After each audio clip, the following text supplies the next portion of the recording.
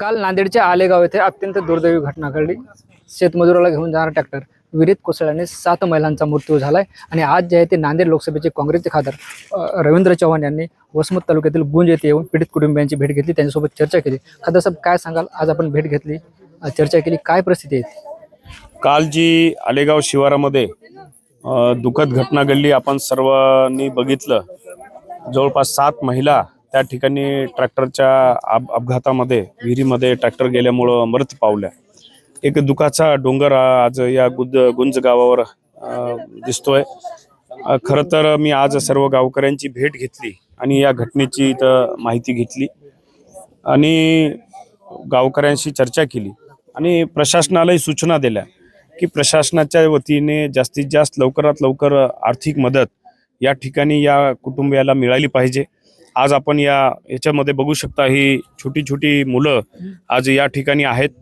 आज त्यांची बऱ्याच मुलांची इथं आई कालच्या घटनेमध्ये वारलेली आहे आणि आज ती जी मंडळी होती, रोज मोलमजुरी करून घर चालवणारी मंडळी होती, आज त्यांच्या घराचाही प्रश्न या ठिकाणी उद्भवलेला आहे। आज खरोखरच शासनाला कलेक्टर साहेबांना बोलणारच आहे आणि शासनानं लवकर दखल घ्यावी या घटनेची आणि या मृत कुटुंबियांच्या व्यक्तींना, लोकांना, घरच्या लोकांना लवकरात लवकर आर्थिक मदत त्या ठिकाणी द्यावी। आपण जर बघितलं तर राज्य शासनाने 5 लाख आणि केंद्र सरकारने 2 लाख असे 7 लाखाची मदत आहे ते मृताच्या नातेवाईकांनी केली, मात्र जखमींना 50,000ची मदत केली। आपण जर बघितलं तर 3 जण जखमी आहेत। खरं तर त्यांचं कालपासून बिल 50,000च्या वर गेले, यांचा कसा तोडगा काढायचा? मी आत्ताच प्रशासनाला या ठिकाणी बोललेलो आहे की बरेच व्यक्ती कालच्या घटनेतली जे आहेत 2-3 व्यक्ती हे प्रायव्हेट हॉस्पिटलमध्ये ट्रीटमेंट घेत आहेत। तर मी शासनाला त्या ठिकाणी विनंती करणार आहे की त्या प्रायव्हेट हॉस्पिटलचाही खर्च आपण त्या जी व्यक्ती ॲडमिट आहेत तिथंही आपण प्रशासनाने तो खर्च त्यांचा द्यावा। आपण जर बघितलं तर अनेक महिलांचा मृत्यू झाला, छोटे छोटे मुलं आहेत। काल कृष्णा टीव्ही नाईनशी बोलताना असं म्हणलं की मला डॉक्टर व्हायचं। आता यांच्या इच्छा पूर्ण करणं सुद्धा शासनाची जबाबदारी आहे। तुम्ही विरोधी पक्षातील खासदार आहेत, काय सांगा? निश्चितच शासनानं असा एक कायदा केला पाहिजे की जी काल 7 महिला मृत्यू पावल्या, त्याच्यामध्ये आपण बघू शकता की बरेचसे छोटे छोटे मुलं आहेत आणि त्यांनी भविष्यात बरेच स्वप्न या ठिकाणी बघितलेले आहेत। आता माझ्यासोबत हा कृष्णा आहे, त्याची आई काल वारलेली आहे आणि त्याला भविष्यामध्ये डॉक्टर व्हायचं आहे।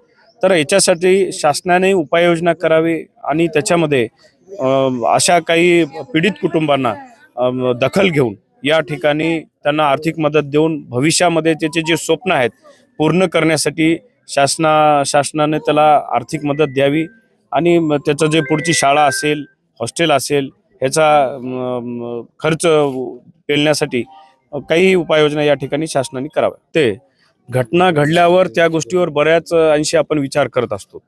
जर आपण घडल्यावर विचार करण्यापेक्षा अशा घटना वारंवार होऊ नये म्हणून शासनानं अशा घटनेचा एक ऑडिट तयार करावं आणि जेणेकरून अशी एक नियमावली तयार करावी की जेणेकरून आपण ज्या ठिकाणी विहीर बांधतो तिथले जे मंजुरी देणारे अधिकारी आहेत किंवा विहीर पूर्ण होजेपर्यंत जे कठडे झाले का, ही सर्व यंत्रणा बघणारी यंत्रणा शासनाने कार्यान्वित करावी आणि सगळ्या गोष्टीचं ऑडिटही करावं असं मला वाटतं।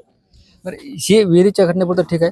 आता उन्हाळा आहे, अनेक ठिकाणी आग लागतात, शासकीय कार्यालयात आग लागतात, मंदिरात आग लागतात आणि पुन्हा आदेश निघतात की सगळ्या गोष्टीचं फायर ऑडिट झालं पाहिजे। म्हणजे घटना घडल्यानंतर प्रशासन कारवाई काय करतं? नाही, निश्चितच प्रशासनाने अशा गोष्टी जर पूर्वीपासूनच बघून ठेवल्या असत्या तर अशा घटना वारंवार या ठिकाणी होत नाहीत। तुम्ही आता जे म्हणलं फायर ऑडिट असेल, हे असेल, पण बऱ्याचशा घटना अशा असतात की 11th आवरला घडत असतात, पण प्रशासनाने याची कुठेतरी दखल घ्यावी आणि ह्या घटना घडू नये, टाळण्यात याव्या। ह्याच्यासाठी पहिल्याच सगळ्या गोष्टीचं ऑडिट जर केलं तर निश्चितच अशा घटना घडणार नाही। कालची जी घटना आहे ती अत्यंत दुर्दैवी आहे, मानवाला मन हेलवणारी घटना आहे आणि आज मी या घटना कालच दिल्लीमध्ये सांगितलं होतं की मी आज उद्या त्या गावामध्ये जाऊन, गुंज गावामध्ये जाऊन भेट देणार आहे।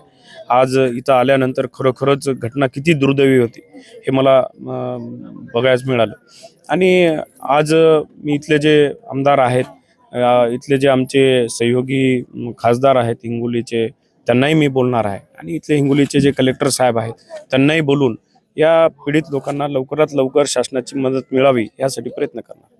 निश्चित आपण बघतो हे होते नांदेड लोकसभेचे काँग्रेसचे खासदार रवींद्र चव्हाण. त्यांनी आज वसमत तालुक्यातील गुंज येथे येऊन पीडित कुटुंबियांची भेट घेतली. ते या भागाचे खासदार नसले तरी स्थानिक खासदार आणि आमदारांना बोलून या वस्तीचा विकास झाला पाहिजे अशी त्यांची भावना आहे. ज्ञानेश्वर लोंढे, TV9 मराठी, गुंज, हिंगोली.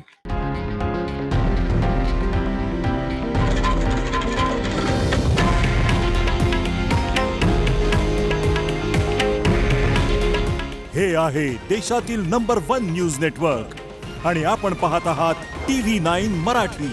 काळजी तुमची, हित महाराष्ट्राचं.